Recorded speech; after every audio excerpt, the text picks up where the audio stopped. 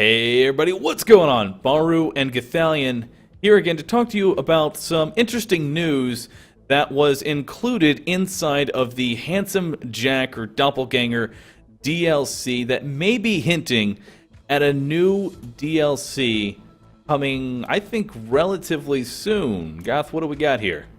Well, it looked like on the Xbox achievements, it was a HoloDome. There was a couple achievements that said, okay, there's one for completing all 5 rounds of the HoloDome, and then there's one for completing the badass round of the HoloDome, which is, it sort of points at 2 things. 1, Underdome. 2, the structure of the magic circle of slaughter inside the Tiny Tina DLC with the way it had the rounds and the badass round. How do you feel about that? I mean, I liked the magical slaughter round as long as it doesn't turn into the magical slaughter round. If, you know, I know that doesn't make much sense, but I don't want my entire, I don't want the dungeon to be trap door. The walls bleed acid or shit like that. There's fire! Wizard! Wizard! It's just like, I mean, it was fun the first time. Not much after that, though. Yeah. I was kind of done with dying to a trap door popping up below me, but I think they kind of learned it was like, hey, no one likes this shit. From the sounds of it, because there's only, I think there's, 4 achievements in total, it sounds like it might be a mini DLC of some sort. Yeah, I mean, it does sound like it's going to be a mini DLC. I mean, it's looking at somewhere around, almost 200 gamer score. Yeah. Which, for those who aren't aware, like 250 gamer score is all people are allowed to add to a DLC, really. Outside of special exceptions, they are capped at that much. So they've got a lot more to work with. But it does sound like it's going to be a future DLC and not the quote big DLC that is the 4 major campaigns. Which it sounds like it does sound like it's smaller and that it might be coming sooner than expected. How soon do you think we could expect this? If the achievements are already on the damn site, how soon do you think we're getting this? Usually when that happens, it's within a few weeks. I think like the earliest week. Well, actually, no, that's not true. We talked about this before we started the video, but you remember the Hammerlock DLC? How soon we knew about a lot of the Hammerlock DLC shit. Yeah, we knew that Veracitus was going to be our raid boss before. We knew it like a solid 2 months ahead of time. True. So, we did know about it a solid 2 months ahead of time. But this is also a much smaller DLC than this is very true. Than Hammerlock. It's not going to be a full campaign. But one thing to note is that while it may not be one of the major 4, it will be included. I'm so dead. I got you, man. No, you did. I'm dead. I'm in a pit. Continue. But I honestly think that. Sorry, I just got lost all train of thought after your death. I know it's tough. I know it's tough. Make it though. I believe in you. It should be included in the season pass because they did say all season pass stuff is all included. Like if you buy the season pass, while it may be centered around the 4 DLC, you get everything. Anything they make a DLC for is included in the season pass from here until forever. So that's kind of nice. Yeah, I would really, you know what, like, I was one of the people who really enjoyed the Underdome. I thought it was a lot of fun. I thought the major problem with the Underdome is that the loot payout was pretty much non-existent.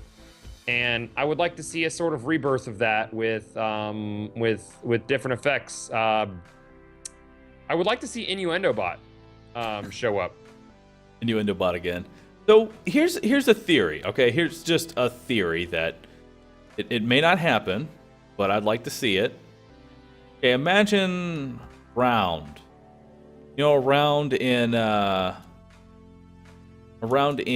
the Underdome was like, 5 waves, right? 5 waves, yeah. And in some of the other ones, they were like 7 waves. That was a round. What if like you could have the rounds were like, similar to the Underdome, where it was like there's a bunch of different things that you could eat. Like there's a creature round, or there's a scav round, or doll round, there's an iridian round, and it's structured like that instead of, it's just round 1, round 2, round 3, round 4. Well, yeah, they had 1, 2, 3, 4, but they had waves. That there was gun wave, horde wave, badass wave, boss wave, and then just the starter wave. So each round could very well consist of several waves. If the HoloDome follows a similar structure to the Underdome, which would make sense based on name, and that would be a lot more exciting than the way that, you know, the rounds worked inside of the Magic Circle of Slaughter. I would really prefer it didn't work like that. And I want one thing in there. What's that? I want something in there, something that you've really been pushing towards. A kill counter? Yeah. I want a kill counter. I want a scoreboard. I want to bring back the Underdome tournament. Because, I mean, we want to talk some good endgame. That's some good competitive endgame right there. It is, and now that Athena isn't the only choice for it. Dude, you've seen me. You guys are watching my gameplay right now. I am 1 to 2 shotting standard mobs. It's another video. In two player. Yeah, it's definitely another video, but the people bitching about the shield getting nerfed with the fucking roids, get over it. Fucking stop. It's still great. It's still very effective. It just no longer, like, rips the boss's soul apart when you look at him. Yeah, but I would love to do competitive doming again. If it ends up being a thing with a kill counter, I'm 100%. You're gonna see a lot more of me in the pre-sequel on Twitch. Because the reason I don't stream a lot on Twitch right now with pre-sequel is I enjoy making the videos for YouTube because it's, you know, I get in, I have a purpose, I know what I'm doing, I know what I'm talking about. Let's talk about Borderlands, what we're doing, but. On Twitch, I don't really do a lot of the one life or speed running, and for me, Borderlands 2 was all about fucking around in the end game because there was so much to do, and I feel like there's not much end game in this. And if there is some sort of Underdome thing, I could see myself playing this quite a bit. So very excited. Yeah, I could definitely get on board with the whole idea that, you know, I mean, I'm not gonna mess around. The end game of this game right now is a travesty. It's an absolute travesty with a bunch of loot not even having a designated drop. Those drops not even respawning. It's one raid boss that is really just the end boss with a little bit of beefier health. Mm-hmm. I'm not gonna beat around the bush when I say the end game of this is it's in need of some dire help, and this DLC really does look like it could be the thing that really sets it apart. I would like to see all of the different rounds like being something that can be completed multiple times over. Like maybe you want to go you could even race the rounds themselves. Like how fast can you clear the rounds as exactly Athena? Horde modes are fun. This is ironic because a video that I just recorded for Destiny that came out this morning, as I'm telling you this, I recorded it literally 10 minutes before you hit me up about this, is Destiny needs a horde mode. so today's theme, guys, is horde modes. Well, I mean, horde mode is something that a lot of people can get attached to. I mean, just look at Call of Duty Zombies. Oh my god, it's so popular. There are channels built on that shit. Yeah, there's channels literally built on horde mode. You know why? Because it's fun. It's giant time sink, and it never ends. It just keeps going until you fuck up. And I guess this would only have the 5 rounds. I know, but I was just saying in the general sense of a horde mode. I mean, hell, I would love. I mean, if we want to just quickly throw an idea out there, I would love to bring like OP round, where every time you clear a wave, it just gets harder, and you just try like every time you clear a round, it just goes up an OP level, and you just try and see how far you can make it. And it just randomizes the enemies every time. That would be such a great end game that people would love that shit. And you just got to make some, like, after you clear a wave, depending on your OP level, just drops a bunch of chests for you. Or some weird thing like that. And there you go. You've got an end game that people will literally play for hours on end because it'll be fresh every time. They'll be like, damn, I made it to OP 20. I want to make it to 21, though. Underdome was so close to there. It was so close, and yet they just fucked it up by not making it rewarding. If Underdome would have been Also, sorry, rewarding, everything's dead. it's okay. You're using the laser with killing things and the things.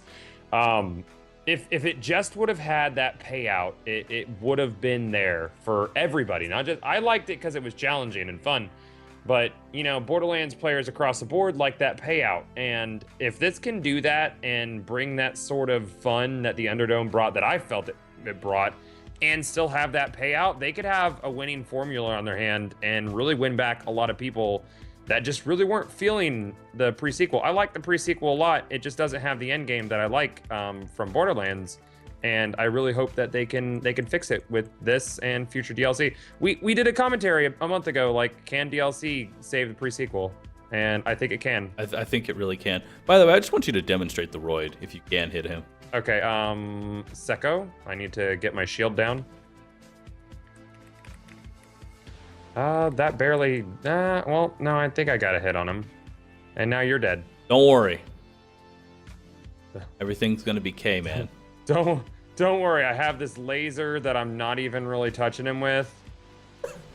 But yeah, the DLC, I really do think that this could be a major change to the Borderlands endgame, and something that could end up being a staple of future games. It's just having a nice arena like the Underdome. I mean, a lot of people will say the Underdome was long and boring, and that's because it just needed a few tweaks to it. It needed a few tweaks to it. And I think that they might have learned their lesson with that, and this may be the DLC we're hoping for, or it might be a pile of shit. I'm not gonna rule that out. It could be really bad, but we're hoping it's not. We always like to stay cautiously optimistic about anything Borderlands and Gearbox, and I hope that they can make the right choices.